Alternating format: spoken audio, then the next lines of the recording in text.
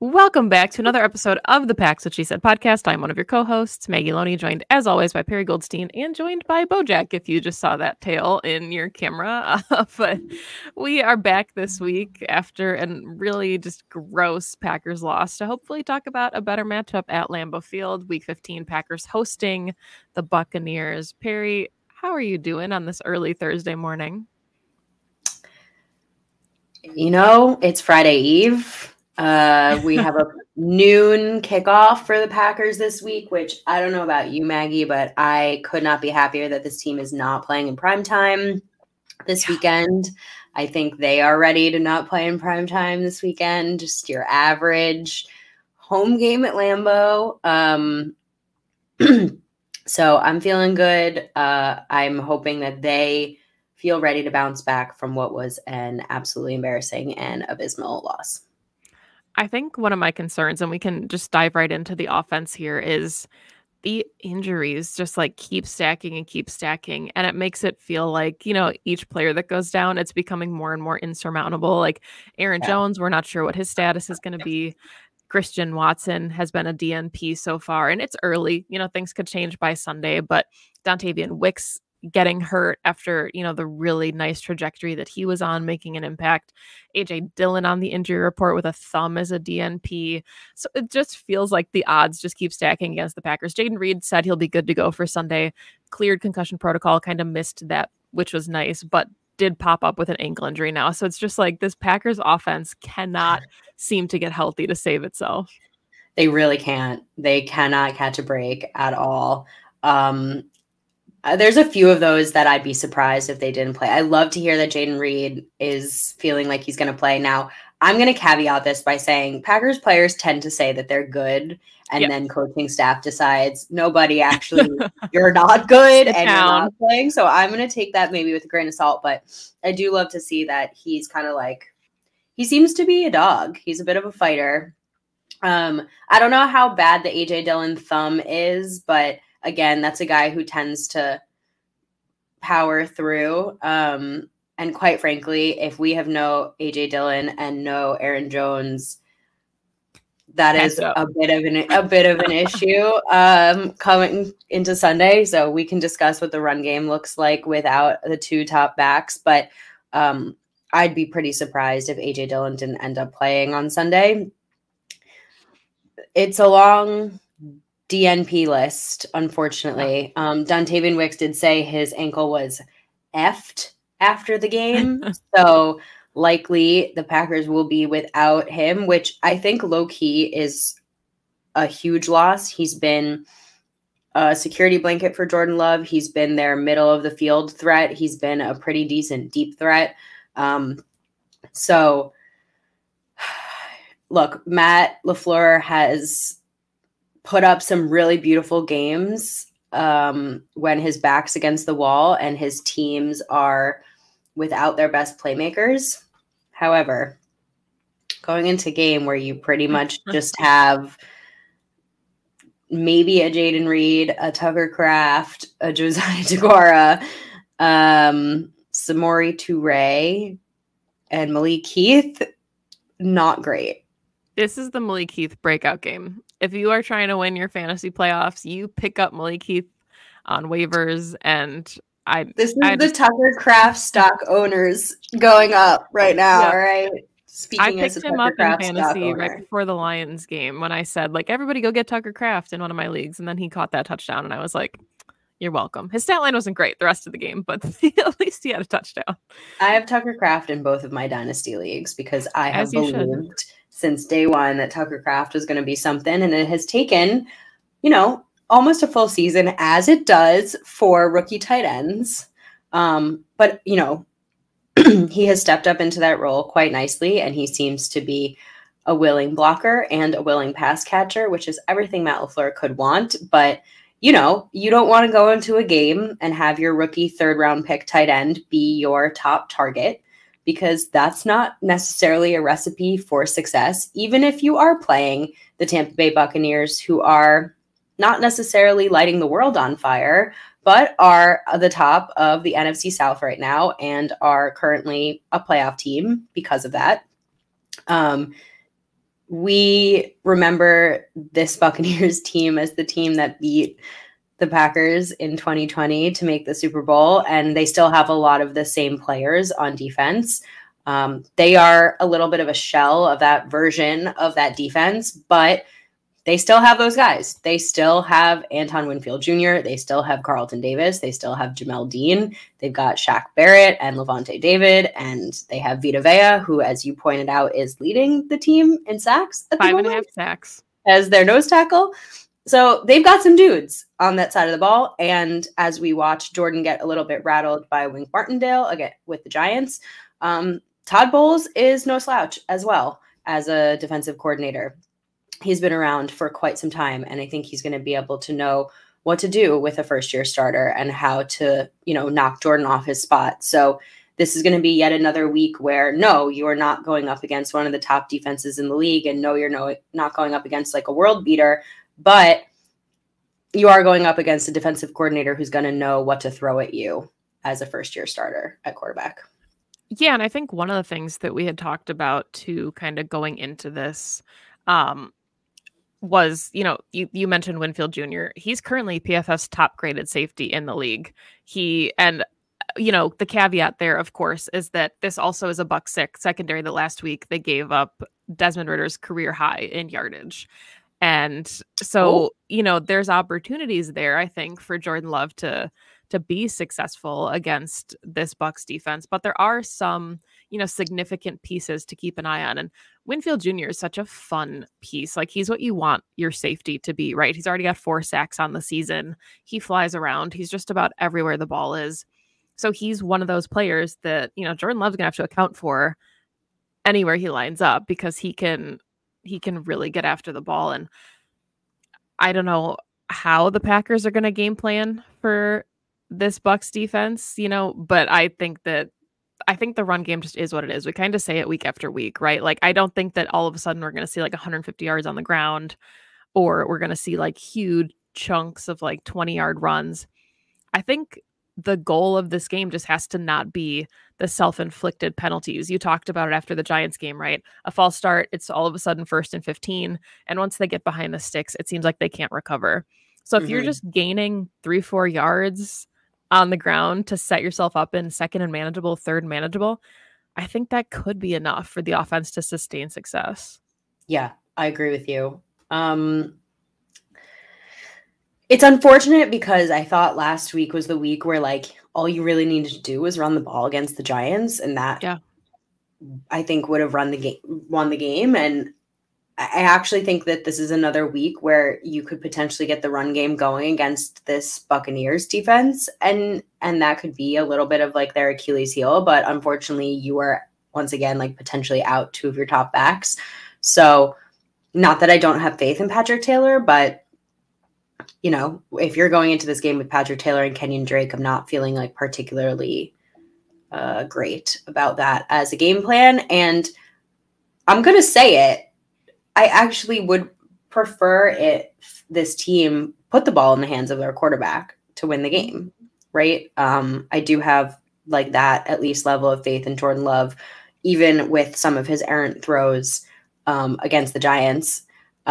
We mentioned some of the playmakers, and yet we failed to mention the one guy who Jordan Love seems to have the best connection with and who has had a bit of a quiet middle of the season, and that's Romeo Doubs. Mm-hmm. So in this loss of Christian Watson and this potentially loss of Dontavian Wicks and all the other people that we just mentioned, like, do you think that this is a game where we just see Love feed Doubs? See, I kind of thought that would be the case against the Giants, and then that didn't happen. And so I don't really know. And maybe it's just who's kind of available in moments, because I still think Doubs is, he's a really good contested catch maker. He's come up in some really big moments, like the 4th down a couple of weeks ago to move the chains. And I mean, he had 4 receptions last week, but it was only for 32 yards, long of 14. So it's just not. His numbers are really interesting if you actually break them down game by game, because he always seems to have like a significant catch in a big moment to kind of move the chains and keep a drive alive. But he's probably averaging this really quick math, like 50 yards a game. So like he's not coming out and putting up like a ton of numbers. So I think if he does more of that, that would be fine. But I do think that somebody is going to have to step up, and you hope it's Christian Watson. Not sure if that can be the case with the hamstring, but when we talk about one of the things that gave this Bucs defense fits, it was the gigantic Drake London. He had, I think, 10 receptions for like 172 yards last week against that Bucs defense. And right now, the Packers don't really have that kind of prototype at wide receiver that can do that. Yeah. Well, they have their tight end. I mean, Right. I guess that's my only thought there, is that if they would like to use Tucker Kraft, that's the body type at the moment that fits that mold.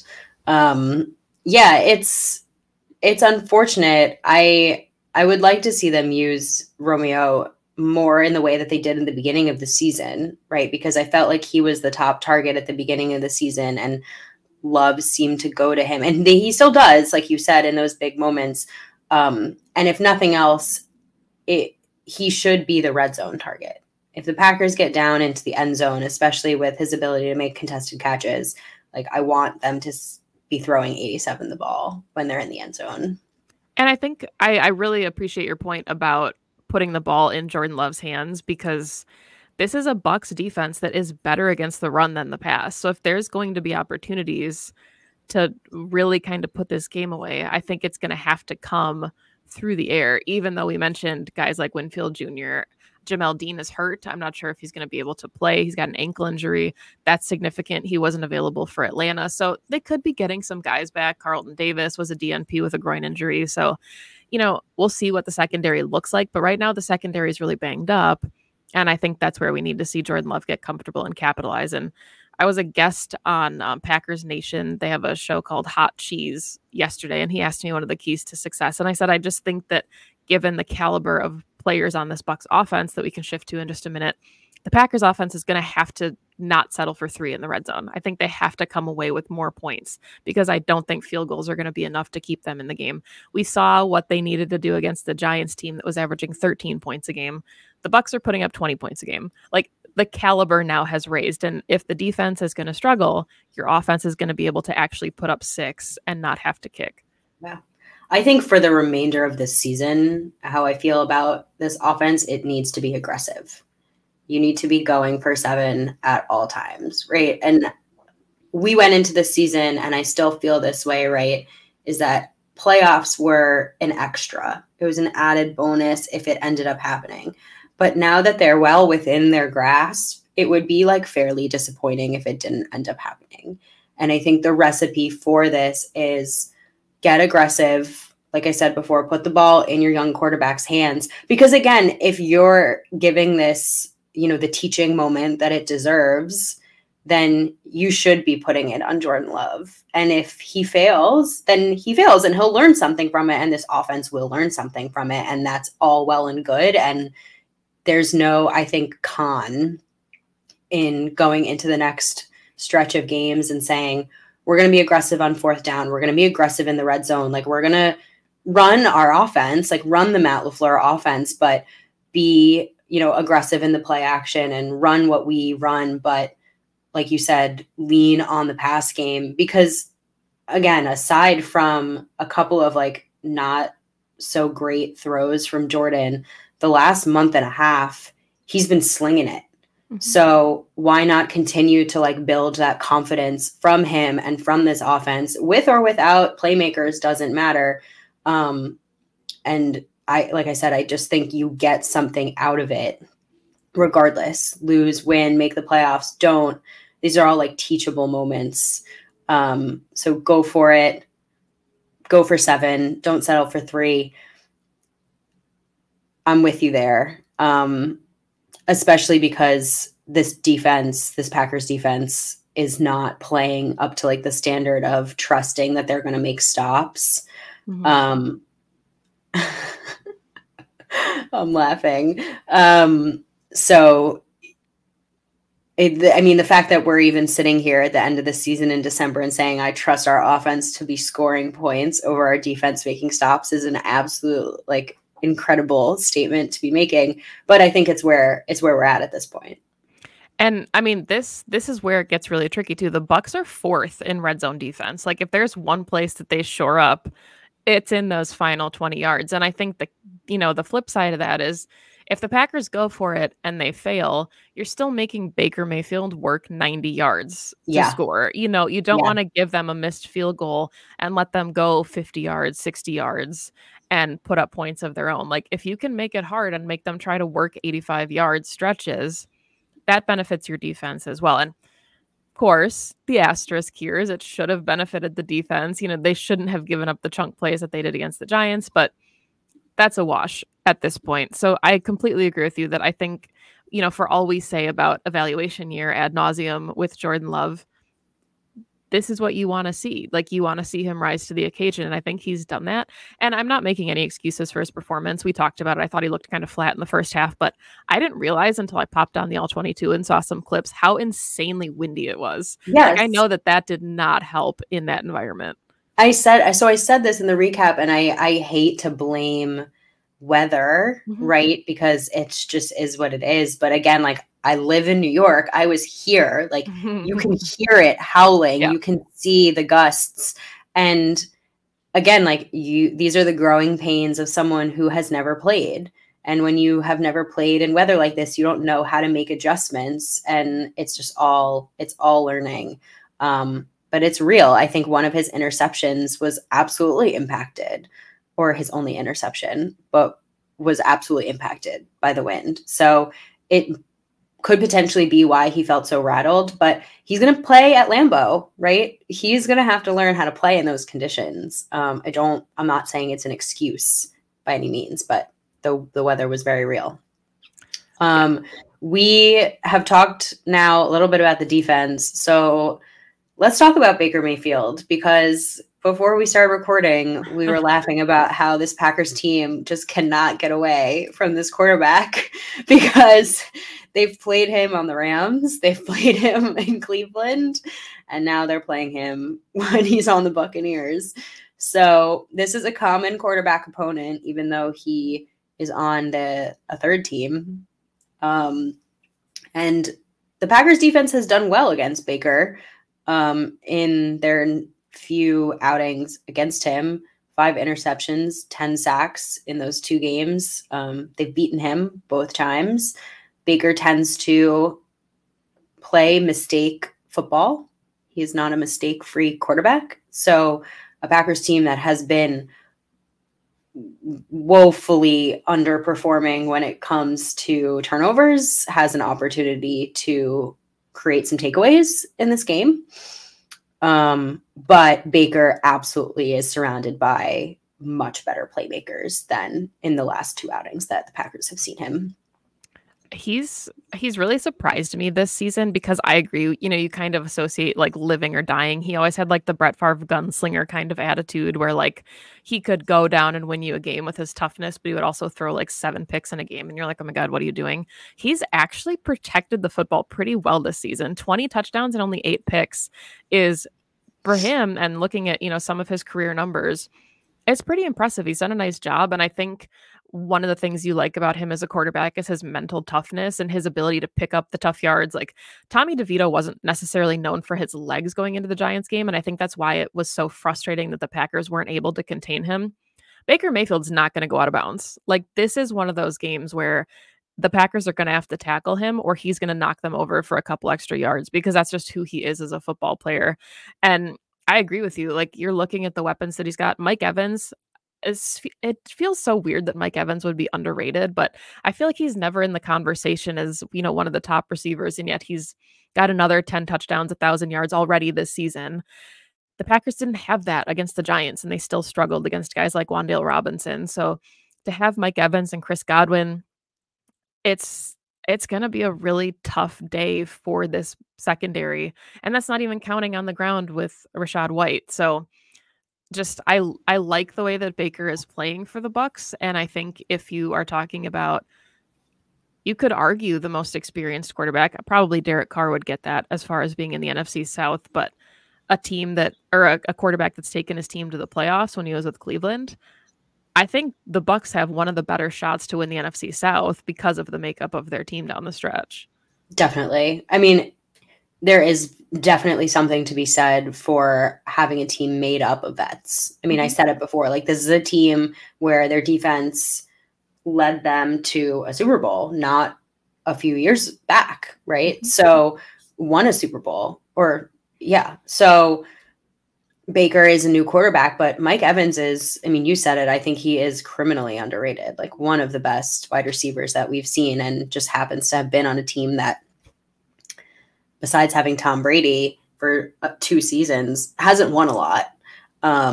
So I definitely don't underestimate him. And again, like, I don't know what's happening right now from an injury perspective to this team, but this is a game you want your star cornerback. Like, if you have something circled on the calendar, it's Ja versus Mike Evans. So we'll see. We're recording this on Thursday. We have not gotten the final injury report back. You got to play some like really serious, clean football against a Mike Evans. No Carrington Valentine, like oopsie DPIs, because Mike will win those 10 out of 10 times. I think your point about Baker actually playing a clean game is really apt, because if he does that, I mean, that's his Achilles heel, right? Same with like a Jameis Winston. When you get a Jameis Winston playing like turnover-free football, watch out, because they've got all the skills. That's always been kind of their one thing that loses them games. So if you don't turn the ball over against quarterbacks like them, you might lose. And the Packers have, like I said before, they are not creating turnovers well at all. And the stat line for when they win the turnover battle and when they don't win the turnover battle is night and day for when they win and when they lose. So they're going to have to create plays for themselves, this defense is. I don't know how, I don't know when, but whether it's a turnover like Keyshawn Nixon had in a really important moment against the Chiefs, whether it's finally getting to the quarterback and some rush lane integrity and getting some sacks against Baker at some key third downs, it has to be something. You just cannot let Baker do whatever he would like to do and play soft and take all the 5-yard gains that are in front of him and dink and dunk you down the field. You're going to lose this game if that happens.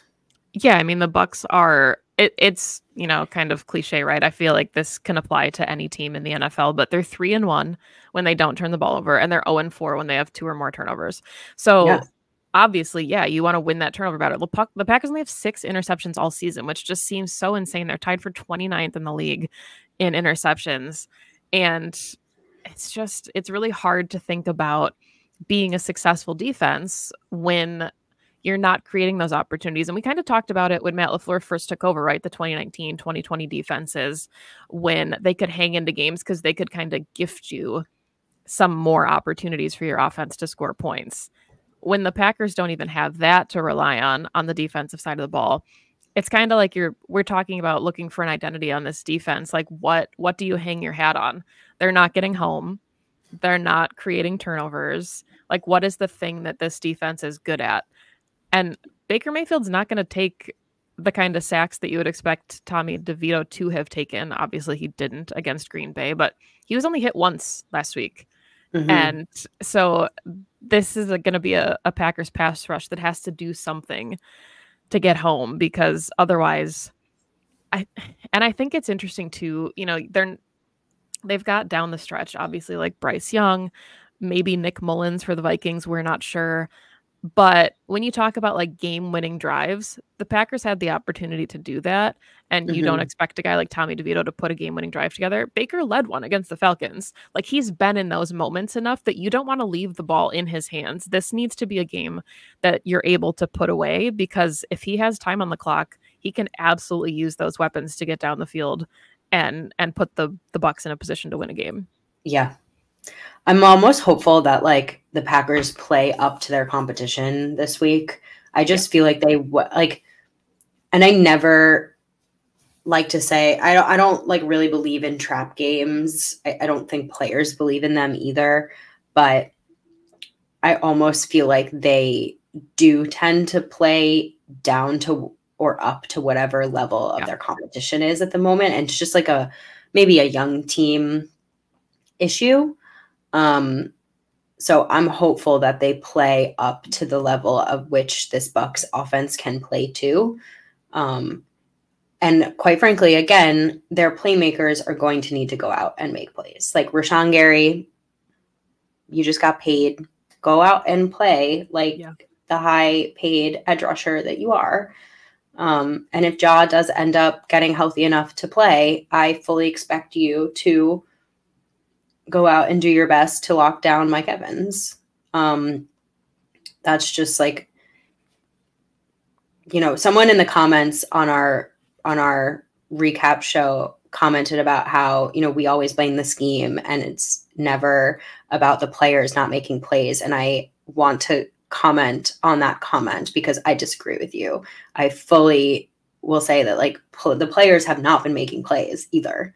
It's one thing to dislike Joe Barry's scheme, which we do, but also within that scheme, the players did not make enough plays to make a stop against Tommy DeVito and the Giants, and they're going to have to step up and make plays against Baker Mayfield and this Bucs team in order to win this game. Because as you said, they lose when they turn over the ball 2 or more times and Baker does not get hit. And so I think those are the keys, right? Take the ball away or at least force Baker to drive down the field, as you mentioned before, and hit Baker, hit him off his spot. It'd be really nice to get Eric Stokes back for this one. I know he's been in that window, but it'd be fun to see what he's got. I know obviously he hasn't played at all this season, aside from the one game, but I think he might bring a little juice back to that secondary when he comes back. How much do you think he plays though? If he That's gets a good elevated? point. Like, I feel like if Stokes gets elevated, it's like as a special teamer or as like a dime, which I'm fine with. Right? Yeah. I think honestly, one of the biggest pieces you want back is Quay Walker, and it seems at this point probably unlikely as a DNP. But I will say, I think I don't do grades, but if I had to give just the eye test, I really liked Isaiah McDuffie's performance against the Giants. We always think of him as like a core special teamer, but I think there's a world where McDuffie and Quay Walker are your inside linebackers next season. I could maybe see the Packers trying to move on from Devondre Campbell, but I just like what we've seen from Isaiah McDuffie. And does that mean I want him to be your every down Mike? Probably not. But I do like what he does when he's called up in spot duty. But I wanted to ask you this before we kind of wrap the show, because I've been thinking about it a lot. And I'm not saying losses are ever good, obviously. And the Giants game, I think, was one of the worst possible games to lose down this stretch based on the expectations. But Jacob and I were talking about leading up to that game, the expectations of this team now. It felt improbable that they were going to just go on a tear and win 8 straight and get into the playoffs. Like, do you think there's something to be said about them almost like the letdown that comes with a loss in a game you're supposed to win, where you can like shake it off, kind of take a deep breath, take a step back, and maybe reevaluate your perspective on things? Because I'm not saying the Packers expected to win out and run the table, even though Jair made the comment that they were going to. But like, what do you think about that? Do you think that maybe this was like the wake-up call that they needed, or do you think this is more of a warning sign about them playing down and performing as badly as they did?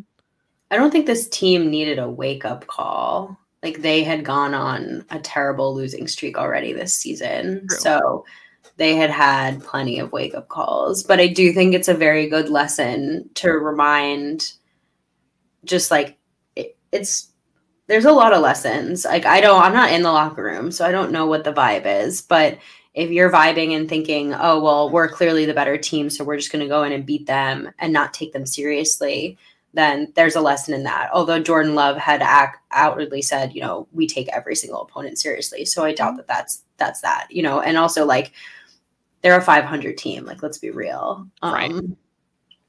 But yeah, I mean, it's just a good, like, any given Sunday lesson, right? If you don't go out and play your best football, you're going to lose a game. It doesn't matter who the opponent is. And I think Matt said that too in his post-game presser. It's like, we played poorly in all 3 phases, so obviously we're going to lose. I love the idea of this team, though, being able to be like, well, that was bad. And now we have some juice and we have to go back out and show everyone that that's not actually who we are. Because I think that, we talk about identity, and you mentioned about the defense, but just holistically in terms of this team, they're still forming who they are. Mm-hmm. So is your identity a team that gets beat down by bad opponents and it lets it wreck you? Or do you get beat down by a bad opponent and you come back out with a vengeance? So far, they were able to overcome a 4-game losing streak and beat 3 very good teams, 2 playoff teams, 2 contenders. So my money is on them coming back out with a vengeance. Yeah.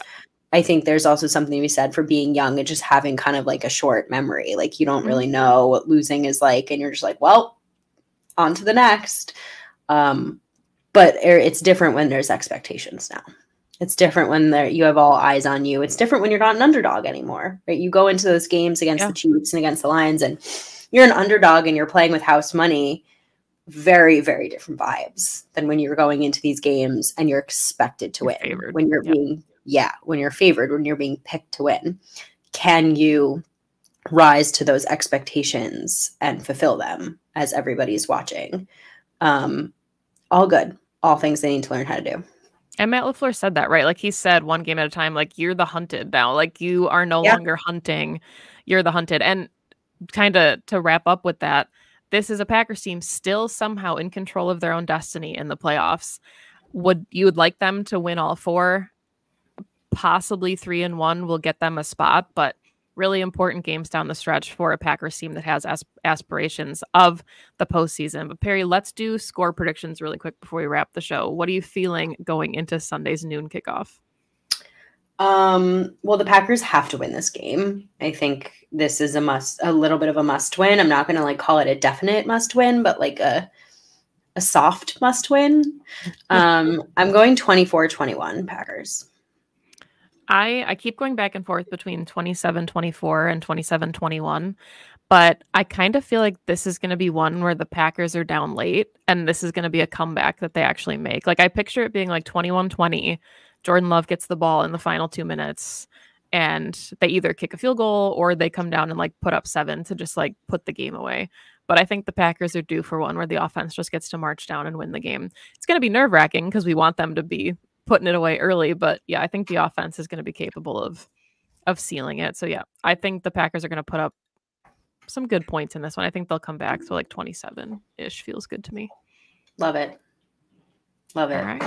Well, hopefully we get a good game. Like you said, back on the noon, 1 p.m. for the Eastern listeners, noon kickoff instead of all these night games that have kept us up. But thank you, as always, for listening to the show. You can find us in audio format everywhere you find your favorite podcast. You can find us on YouTube. Make sure you download and subscribe and like and do all those things to help our viewership numbers. You can find the podcast on Twitter at PWSS Podcast, all other social media at Pax What She Said. You can find Perry on Twitter at Perry_Goldstein. You can find me on Twitter at Maggie J. Loney. We'll be back on Monday, hopefully recapping a Packers win as they secure their push into the postseason. But that is all we've got for today. So thank you, as always, for listening, and go Pack Go. Go Pack Go.